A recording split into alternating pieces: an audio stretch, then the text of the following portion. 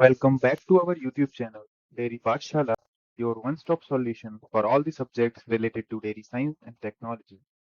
So in today's video, we will be studying about morphology of bacteria. तो आज हम पढ़ेंगे किस बारे में? Morphology of bacteria के बारे में. तो morphology होती क्या है? What is this word morphology mean? This unique sounding word. So actually, morphology derives from a Greek word which is morpho and logy. So morpho, which means shape and size, and logy means study of something.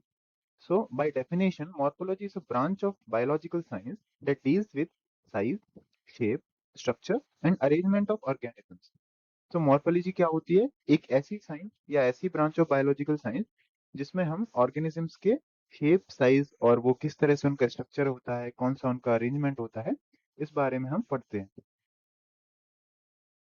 तो पहले हम इस video में हम size और shape के बारे में बात करेंगे. तो पहले हम देखेंगे शेप्स ऑफ बैक्टीरिया. तो bacterial cells exhibit three fundamental shapes. तो जितने भी बैक्टीरिया जो पाए जाते हैं वो बेसिकली थ्री फंडामेंटल शेप्स में हमने उनको डिवाइड कर रखा है, जो कि होते हैं कोकाई, रॉड और स्पाइरल फॉर्म्स. जो कि ऐसे कुछ कुछ ऐसे दिखते हैं. स्पेरिकल शेप जो कि जिसको हम कोकाई बोलते हैं, जो कि गोलाकार दिखता है, स्पेरिकल दिखता है फुटबॉल की तरह अगर उसको 3D में बात करें तो. और स्पाइरल शेप या कॉमा की तरह एक कर्व की तरह दिखता है, जो कुछ ऐसा दिखता है. और रॉड शेप जिनको हम बैसिलस बोलते हैं. सबसे पहले हम देखेंगे कोकाई के बारे में. Cocci are the bacterial cell having spherical और इलिप्सॉइडल शेप. तो ऐसे बैक्टीरियल सेल्स जो कि स्क्वायर शेप में हो या इलिप्सॉइड की शेप में हो, उनको बोलते हैं हम कोकाई. और कोकस माने कि सिंगुलर और कोकाई माने कि प्लूरल. तो आपने एग्जाम्पल्स में बैक्टीरिया के जब हम नाम पढ़ते हैं तो सुना होगा कि लैक्टोकोकस या स्ट्रेप्टोकोकस. तो तब हम बात कर रहे होते हैं सिंगल बैक्टीरिया की, और अगर वो बंच में प्रेजेंट है या ग्रुप में प्रेजेंट है तो हम उनको बोलेंगे कोकाई. तो ये किन किन फॉर्म्स में अकर करते हैं, मतलब कोकस के भी बहुत सारे या कोकाई के भी बहुत सारे फॉर्म हो सकते हैं. तो वो हम देखेंगे एक एक करके. तो अगर वो प्लेन में सिंगली डिवाइड हो और डिवाइड होने के बाद वो जो मदर सेल से सेपरेट हो जाए और सिंगली अकर करें, तो उसको बोलते हैं सिंगल कोकस, सिंगुलर फॉर्म में.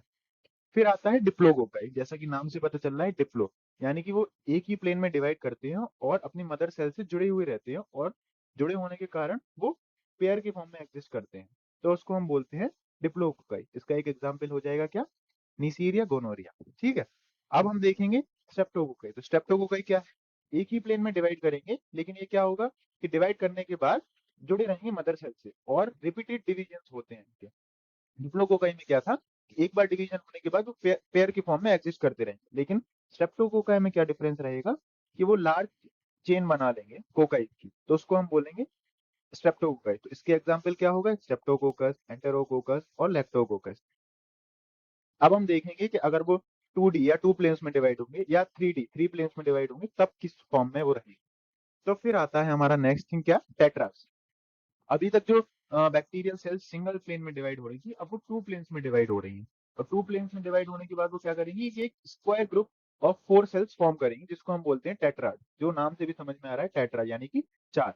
तो इसका एग्जाम्पल होता है माइक्रोकोकस और पीडियोकोकस. तो ये एग्जाम्पल्स बहुत इंपॉर्टेंट हैं एग्जाम पॉइंट ऑफ व्यू से और कॉम्पिटिटिव एग्जाम के पॉइंट ऑफ व्यू से भी, क्योंकि डायरेक्ट ये पूछ लेते हैं. आपको चार ऑप्शन दे देंगे और उसमें से बोलेंगे कि बताइए कि इनमें से कौन सा जो ऑर्गेनिज्म है, माइक्रो ऑर्गेनिज्म है या बैक्टीरिया है जो कि टेट्रा फॉर्मेशन, टेट्राड फॉर्मेशन या टेट्रा मॉर्फोलॉजी शो करता है. तो उसका आंसर क्या होगा? माइक्रोकोकस या पीडियोकोकस, जिसमें से पीडियोकोकस बहुत ही प्रोमिनेंटली टेट्रा शो करता है. फिर आता है सार्सिन. अभी तक हम 1D और 2D में बात कर रहे थे. अब ये क्या होता है कि थ्री प्लेन्स में डिवाइड कर जाती है सेल और एक क्यूबाइड टाइप का अरेंजमेंट बनाती है, जिसको हम बोलते हैं सार्सिन. माने कि 8 सेल्स आपस में जुड़ के एक क्यूबाइडल अरेंजमेंट बनाती है, जो कि जैसा कि उसका नाम ही है शेप के अरेंजमेंट का, इसलिए ये वाली स्पीशीज जो है सार्सिना स्पीशीज ही मोस्ट प्रोमिनेंटली ये शो करती है. फिर आता है स्टेफाइलोकोकाई. तो ये क्या होता है कि मल्टीपल प्लेन्स में बनाते हैं, कभी टू प्लेन्स में, कभी थ्री प्लेन्स में, और एक रेगुलर पैटर्न होता है. तो जिसको अगर हम माइक्रोस्कोप में देखेंगे तो वो एक बंच ऑफ सेल्स रहता है ग्रेप की तरह, तो हम उसको बोलते हैं स्टेफाइलोकोकाई. और जो कि मोस्ट प्रोमिनेंटली स्टेफाइलोकोकस स्पीशीज के द्वारा दिखाया जाता है या शो किया जाता है. तो ये लोग कुछ इस तरह से दिखाई देते हैं, जैसा कि आप इस फिगर में देख पा रहे होंगे. कि डिफरेंट तरह से, जैसे अगर सिंगल वो अकर करे तो हम क्या बोलेंगे उसको, कोकस। और सिंगल से जैसे ही प्लूरल हो जाते हैं तो कोकाई बदल जाती है। अब प्लूरल में अलग अलग फॉर्म है, जैसे कि सिंगल प्लेन में अगर वो पेयर की फॉर्म में एग्जिस्ट करे तो उनको क्या बोलेंगे, डिप्लोकोकाई। अब अगर वो सिमिलरली सिंगल प्लेन में चेन्स बना ले, चेन्स ऑफ कोकस बना ले, तो उसको हम क्या बोलेंगे, स्ट्रेप्टोकोकाई। फिर अगर वो डबल प्लेन में हो जाए, टू प्लेन में हो जाए, 2D हो जाए और एक स्क्वायर शेप में बना ले, तो उसको हम बोलेंगे टेट्राड, यानी कि 4 सेल्स एक साथ। यही अगर 8 सेल्स मिलके थ्री प्लेन्स में डिवाइड हो जाए और एक क्यूबॉइडल अरेंजमेंट बना ले, तो उसको हम बोलेंगे क्या, सार्सीना। और अगर वो इरेगुलर पैटर्न बनाए, मल्टीपल प्लेन्स में भी हो सकते हैं, तो एक माइक्रोस्कोप में देखने से वो कुछ ऐसा, रफली कुछ ऐसा दिखता है, तो हम उसको बोलते हैं स्टेफाइलोकोकाई। इन सभी के एग्जाम्पल्स जरूर हमको याद रखने हैं। अब हमारा नेक्स्ट शेप आता है रॉड्स, या जिसको हम बोलते हैं बैसिलस। तो रॉड्स क्या होती है, बैक्टीरिया विथ सिलिंड्रिकल और rod shaped cell, often called bacilli. और इसमें भी सिमिलरली, अगर वो सिंगली अकर अकर कर रहा है तो उसको हम बोलेंगे बैसिलस, और अगर वो प्लूरल है तो बोलेंगे हम बैसिलाई, जैसे कि हम बोलते हैं लैक्टोबैसिलाई या लैक्टोबैसिलस। तो लैक्टोबैसिलस माने आप सिंगल बैक्टीरिया की बात कर रहे हैं, और अगर ग्रुप ऑफ बैक्टीरिया प्रेजेंट है तो हम बोलेंगे लैक्टोबैसिलाई, राइट।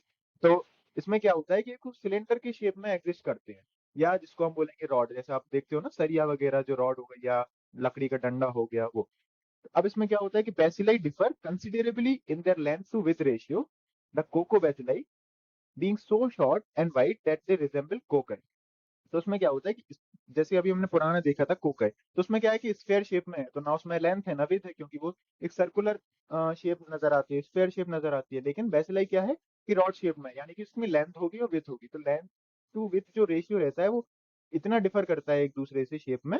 तो जैसे एक उन्होंने एग्जांपल दी है कोको बैसिलाई एक ऐसा इतना छोटा होता है, मतलब लेंथ उसकी बहुत कम होती है और लगभग विड्थ के बराबर ही लेंथ होती है, तो वो लगभग ऐसा हो जाता है कि कोकाई की तरह दिखता है, इसलिए उसका नाम है कोको बैसिलस।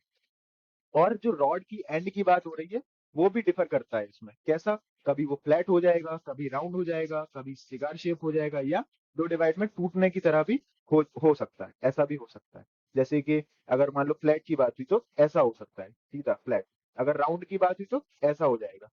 तो नीचे से कैसा रहेगा, रॉड शेप ऐसा रहेगा, नीचे मतलब रॉड की तरह ही रहेगा, लेकिन उसका जो एंड है वो फ्लैट भी हो सकता है इस तरह से, फिर वो राउंड भी हो सकता है इस तरह से, सिगार जैसी दिखती है इस तरह से भी वो हो सकता है। तो अलग अलग जो उसके एंड है उसमें पाया जा सकता है ये रॉड शेप बैक्टीरिया, जिसको हम बोलते हैं क्या, बैसिलस। अब हम देखेंगे कि वो अगर प्लेन में डिवाइड होगा तो उसको हम क्या बोलेंगे। तो सिमिलरली जैसे कि हम कोकाई को बोल रहे थे, तो अगर वो सिंगल डिवाइड एक ही प्लेन में डिवाइड हो रहा है और खुद एक मदर सेल से अलग हो रही है डॉटर सेल, तो उसको हम बोलेंगे सिंगली अकर करता है, उसको हम बोलेंगे बैसिलस। फिर डिप्लोबैसिलाई क्या होगा, अगर वो सिंगल प्लेन में डिवाइड कर रहा है और पेयर के फॉर्म में रहता है, तो उसको हम क्या बोलेंगे, डिप्लोबैसिलाई, करेक्ट। और फिर स्टेप्टोबैसिलाई सिमिलरली एक ही प्लेन में अकर कर रहा है लेकिन अटैच होता जा रहा है, तो उसको हम क्या बोलेंगे, लैक्टोबैसिलस, या और इसको बोलेंगे हम स्टेप्टोबैसिलाई। और इसके एग्जाम्पल क्या है, लैक्टोबैसिलाई और क्लॉस्ट्रीडियम, या फिर बैसिलस के अदर स्पीशीज। तो इसमें ये कैसा रहता है कि ये अगर ऐसे अकर करें, ये एक हो गया और ये एक हो गया, तो उसको हमें नहीं बोलना है स्टेप्टोबैसिलस। वो सिर्फ ऐसे अगर इस फॉर्म में अकर करे डिवाइड होने के बाद, और लंबी चेन बना लें बैसिलाई की, लंबी चेन बना लें, तब हम बोलेंगे उसको स्टेप्टोबैसिलस। तो ये डिवाइड होते जा रहे हैं और अटैच भी है और लॉन्ग चेन भी बनाते जा रहे हैं, तब हम बोलेंगे उसको क्या बोलेंगे, स्टेप्टोबैसिलाई। और अगेन उसके एग्जाम्पल ही जो है वो की बहुत इंपॉर्टेंट है। जैसे कोको बैसिलस के बारे में जो बात हो रही थी कि जो इसकी जैसे इसमें जो उसकी लेंथ है वो काफी ज्यादा है कंपेयर टू इसकी विड्थ से, तो हमें एक प्रॉपर रॉड शेप नजर आ रहा है। लेकिन इसमें क्या है कि लेंथ जरा सी है और विड्थ भी, मतलब लेंथ जो है वो थोड़ी सी ही बड़ी है कंपेयर टू विड्थ, तो वो लगभग कोकस की तरह, जो कोकाई की तरह शेप नजर आने लगता है, तो उसको हम क्या बोलते हैं, कोको बैसिलस। सिमिलरली अगर वो सिंगल अकर करे तो बैसिलस बोलेंगे, अगर वो पेयर में अकर करे तो डिप्लोबैसिलाई बोलेंगे, अगर वो चेन्स में अगर करे जैसा कि मैंने दिखाया था पिछले डायग्राम में, तो वो स्टेप्टोबैसिलाई बोलेंगे। और अगर वो जैसे एक्स या वाई की तरह दिखाई दे, जैसे इसमें हालांकि ये बहुत मैग्नीफाइड इमेज है, जैसे कि ऐसे फिर ऐसे, तो ये वाई की तरह दिख रहा है, या ऐसे और या ऐसे, ऐसे अकर करे तो एक्स या वाई तरह हमें दिखाई दे रहा है ना, तो उसको हम बोलेंगे पहली स्टेज। तो ये भी क्या बोलते हैं कि इंपॉर्टेंट क्वेश्चन कभी कभी पूछ लिया जाता है कि पहली सेट से आप क्या समझते हैं, या उसके एग्जाम्पल पूछ लिए जाते हैं। जैसा कि मैं पिछली स्लाइड में बताया था कि एक के ऊपर एक रहेंगे, किसी भी केस में, स्ट्रेप्टोबैसिलाई के केस में भी और डिप्लोबैसिलाई के केस में भी, तो हम उसको कंसीडर नहीं करेंगे। वो हॉरिजॉन्टल प्लेन में डिवाइड होनी चाहिए, जैसा कि इसने बताया, जैसे ऐसे हॉरिजॉन्टली ये डिवाइड हो रहे हैं ना, और फिर अटैच रह जा रहे हैं। तो पेयर में अगर रहेंगे डिप्लोबैसिलाई और चेन में रहेंगे तो स्ट्रेप्टोबैसिलाई। अगर इस तरह से वो अरेंजमेंट है, कभी आपसे प्रैक्टिकल में यही पूछा जाता है कि आपको माइक्रोस्कोप में देख के उनका मॉर्फोलॉजी बतानी पड़ती है। तो अगर इस तरह से वो अरेंजमेंट है तो उसको आप कभी डिप्लोबैसिलस नहीं बोलेंगे। तो अब हम देखेंगे आगे, नेक्स्ट शेप जो हमारा है वो है स्पाइरल शेप। तो bacteria shaped like long rods twisted into spirals और हेलिसेस। इसमें क्या होता है कि हाँ, लॉन्ग रॉड प्रेजेंट रहती है, ऐसे ऐसे रहेगा, लेकिन लास्ट में क्या हो जाएगा, ऐसे होके थोड़ा सा मुड़ जाएगा, या ऐसे होके ऐसा हो जाएगा। मतलब रॉड है, लेकिन ऊपर से एंड जो है उसके ट्विस्ट हो जाते हैं, तो वो क्या है, एक स्पाइरल जैसा बन जाता है, जैसे स्पाइरल इस तरह से हेलिकल जैसा शेप बन जाता है। तो उसको उन्होंने एक अलग नाम दे दिया, स्पाइरल शेप या हेलिक्स शेप। तो called spirilla if rigid and spirochaetes when flexible. क्या होता है कि अगर शेप रिजिड हो गया, ऐसे ऐसा ही रहा और फिर चेंज नहीं हो रहा, पूरे लाइफ टाइम में यही रहा उसका, तो उसको हम बोलते हैं स्पाइरेला। और अगर वो फ्लेक्सिबल है, थोड़ा इधर उधर एनवायरनमेंट के साथ चेंज होता जा रहा है, जो उसके एनवायरनमेंट अवेलेबल है बैक्टीरिया के लिए, तो उसको हम बोलेंगे क्या, स्पाइरोकेट्स। तो इसमें भी फिर डिवीजन हो रखे हैं, जैसे कि अभी तक हमने कोकस और बैसिलस में देखा। तो उसमें क्या होता है, विब्रियो होता है। विब्रियो क्या होता है कि rod shaped bacteria curve to form distinctive common और इनकम्प्लीट स्पाइरल, जैसा मैंने यहाँ पे बताया था, ये जो शेप दिख रहा है, ऐसा नहीं लग रहा है कि कॉमा लगा हो। तो वैसा ही अगर मतलब रॉड है और जरा सा कर्व हो गया है, थोड़ा सा लिटिल बिट कर्व, तो हम उसको क्या बोलेंगे, विब्रियो। नेक्स्ट आ जाता है ट्रू स्पिरेला या स्पाइरेलम। अगर सिंगली अकल कर रहा है तो उसको बोलेंगे स्पाइरेलम, और प्लूरल तो स्पिरेला। तो उसको क्या बोलते हैं, spiral bacteria with few curves, spirals are rigid. ये होते हैं रिजिड, इसलिए हम बोलते हैं स्पिरेला। जैसे अभी हमने देखा था ना, ये स्पिरेला माने रिजिड। तो वो इस टाइप में रखता है, इस टाइप में, मतलब एक कर्व नहीं होगा जैसा कि विप्रियो में हो रहा था, काफी मल्टीपल कर्व्स होंगे, या फ्यू कर्व्स हम बोल देते हैं, तो उनको बोलते हैं ट्रू। और स्पाइरोकिट्स क्या होते हैं, जिसमें मैनी कर्व्स होते हैं, और जो ये कर्व होंगे वो फ्लेक्सिबल हो। मतलब इन दोनों में बेसिक अंतर ये है, स्पिरेला और स्पाइरोकिट्स में, फ्लेक्सिबिलिटी का। अगर वो रिजिड है तो हम बोलेंगे स्पिरेला, और वो रिजिड नहीं है, फ्लेक्सिबल है, तो हम उनको क्या बोलेंगे, स्पाइरोकिट्स। ठीक है। और फिर दूसरा पॉइंट ऑफ डिफरेंशिएशन आता है कर्व्स में। तो नंबर ऑफ कर्व्स अगर कम है या फ्यू कर्व्स हैं तो उसको हम बोलेंगे ट्रू स्पिरेला, और मेनी कर्व्स हैं तो उसको हम क्या बोलेंगे, स्पाइरल। ठीक है। तो अब हम नेक्स्ट देखेंगे कि वो आखिर दिखते कैसे हैं। जैसा मैंने बोला था, विब्रियो से हल्का सा कॉमा जैसा दिखेगा, मतलब रॉड रहेगी, रॉड जैसा। अगर इसको इमेजिन करें कि ये कैसे फॉर्मेशन का हुआ होगा, तो ये एक्चुअली था सीधा रॉड, लास्ट में जाके एंड से ये ऐसा कर्व हो गया, यहाँ से ये ऐसा कर्व हो गया, ऐसा, तो इसको हो गया कर्व। फिर हम देखेंगे स्पिरेलम, कैसा होता है ये, फ्यू कर्व्स, माने कितने, एक या दो ही कर्व। जैसे इसमें क्या दिख रहा है, एक और दो, दो कर्व होगा, इसमें तो एक ही कर्व है, ये वाला। और स्पाइरोकिट और ये कर्व क्या होते हैं, दूसरी चीज रिजिड होते हैं। ठीक है। और स्पाइरोकिट्स में क्या होता है, मल्टीपल कर्व, ऐसे ऐसे नागिन की तरह, ये देखो नागिन की तरह जा रही है, तो इसको हम बोलेंगे क्या, स्पाइरोकिट्स। और इसमें दूसरी चीज क्या होती है, ये होते हैं फ्लेक्सिबल। अब हम नेक्स्ट क्या देखेंगे, एक और टर्मिनोलॉजी आती है, मोनोमॉर्फिक और प्लियोमॉर्फिक। तो आखिर ये मोनोमॉर्फिक और प्लियोमॉर्फिक होता क्या है। तो monomorphic is a trait of bacterium that tends to display the same shape regardless of physiological और environmental condition। तो क्या होता है कि अगर बैक्टीरिया अपने पूरे जीवन काल में, जितना भी उसका जीवन काल हो रहा है, regardless of the environment condition और फिजियोलॉजिकल कंडीशन, मतलब उसके आसपास का क्या वातावरण है उससे उसको कोई फर्क नहीं पड़ता, वो जब पैदा हुआ था जिस शेप में था, अगर वो उसी शेप में रह रहा है, तो हम उसको बोलेंगे क्या, उस ट्रेट को क्या बोलेंगे, मोनोमॉर्फिज्म। और उस बैक्टीरिया को क्या बोलेंगे, मोनोमॉर्फिक बैक्टीरिया। ठीक है। तो जैसे कि नाम से ही समझ में आ रहा है, मोनो माने सिंगल, और मॉर्फिक माने रिलेटेड टू उसके शेप या उसके साइज से। तो जब वो अपने पूरे जीवन काल में सिर्फ एक ही तरह की शेप कंटिन्यू करता है, तो हम उसको क्या बोलते हैं, मोनोमॉर्फिक बैक्टीरिया बोलते हैं। और उस कैरेक्टरिस्टिक को या उस ट्रेट को क्या बोलते हैं, मोनोमॉर्फिज्म। इसी के काउंटर में क्या आती है, प्लियोमॉर्फिक या पॉलीमॉर्फिक। तो इसके नाम से पता चल रहा है, पॉली माने कि मल्टीपल। तो मल्टीपल शेप एंड साइज वो दिखाता है, कैसा, it is a trait of a bacterium that can display different shapes under different physiological conditions और एनवायरमेंटल कंडीशंस, और even in the same culture, variable in shape and like a single characteristic form. तो ये क्या होता है कि अपने जैसे जैसे इसका एनवायरनमेंट आप चेंज करते जाओगे, अगर जैसे उसको टेम्परेचर ज्यादा दे दिया, तो हो सकता है वो किसी और शेप में कन्वर्ट हो जाए। हो सकता है पहले वो कोकाई में हो रहा हो, फिर वो रॉड शेप में कन्वर्ट हो जाए या स्पाइरल शेप में कन्वर्ट हो जाए। मान लो वो रॉड में था, उसका सुटेबल एनवायरनमेंट था, तो उसको जो भी अपने जो फिजियोलॉजिकल जो भी काम करने थे, वो क्या रेस्पिरेशन हो गया या सेल डिवीजन हो गया, जो भी उसके ग्रोथ के काम होते हैं या न्यूट्रिएंट अपटेक हो गया, तो वो इस शेप में अच्छे से कर ले रहा था। लेकिन एनवायरमेंटल कंडीशन चेंज हो गई, पीएच चेंज हो गया या लेवल ऑफ ऑक्सीजन चेंज हो गया या जो भी हो, तो अब क्या किया कि उसने थोड़ा सा कर्व कर लिया अपने आप को। किस लिए? इस एनवायरमेंटल कंडीशन में जो भी चेंज हुए उसमें अडेप्ट करने के लिए, और शेप भी चेंज कर लिया। तो इस कैरेक्टरिस्टिक या इस ट्रेड को हम क्या बोलते हैं? पॉलीमॉर्फिज्म या प्लियोमॉर्फिज्म। और जो ये ऑर्गेनिज्म जो शो करते हैं उनको क्या बोलते हैं? हम पॉलीमॉर्फिक ऑर्गेनिज्म या प्लियोमॉर्फिक। तो अभी तक हमने क्या बात करी? शेप की बात करी थी। अब हम बात करेंगे साइज की, कि आखिर बैक्टीरिया, हमने बात तो कर ली कि ये होते हैं माइक्रोस्कोपिक ऑर्गेनिज्म, तो ये आखिर होते कैसे हैं, इनकी साइज कितनी छोटी हो सकती है? तो bacteria size, they vary a lot, it vary a lot, bacteria vary in size as much as in shape। तो जो स्मॉलेस्ट बैक्टीरिया है जीनस माइकोप्लाज्मा से, they are about 0.3 micrometer in diameter, approximately the size of the largest viruses। तो अभी हम यहाँ सिर्फ bacteria की बात कर रहे हैं, अगर पूरा माइक्रो ऑर्गेनिज्म देखें तो वायरसेस जो होते हैं वो सबसे छोटे होते हैं। तो जो लार्जेस्ट वायरस होता है उसकी साइज का होता है स्मॉलेस्ट बैक्टीरिया, और वो स्मॉलेस्ट कितना स्मॉल है? 0.3 माइक्रोमीटर। तो माइक्रोमीटर क्या होता है? 10⁻⁻�6 मीटर। क्या होता है? 10⁻⁻�6 मीटर। तो 10⁻⁻⁶ अगर आपको इमेजिन करना हो तो वो कैसे इमेजिन करोगे कि ये 10⁻⁶, माने कि अगर आप 1 मीटर है तो 1 मीटर को आप 10⁻⁶ पार्ट्स में डिवाइड कर दो, और फिर एक पार्ट को उठा के देखो, तो जितना वो साइज होगा वो होता है 1 माइक्रोमीटर। कितना होता है वो? 1 माइक्रोमीटर।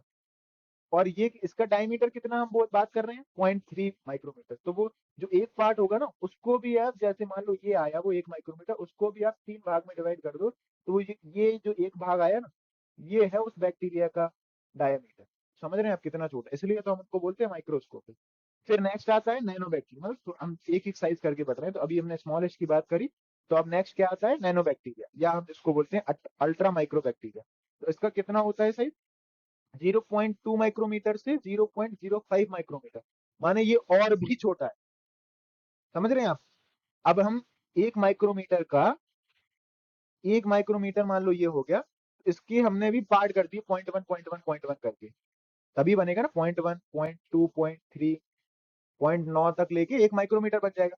अब उस 0.1 वाले को ले लिया, उस 0.1 को भी हमने दो में डिवाइड कर दिया, 0.05 और 0.05, तब ये जो आता है ना, तो उसको उतना होगा ये 0.05 माइक्रोमीटर। तो आप सोच लो कि कितना छोटा होगा।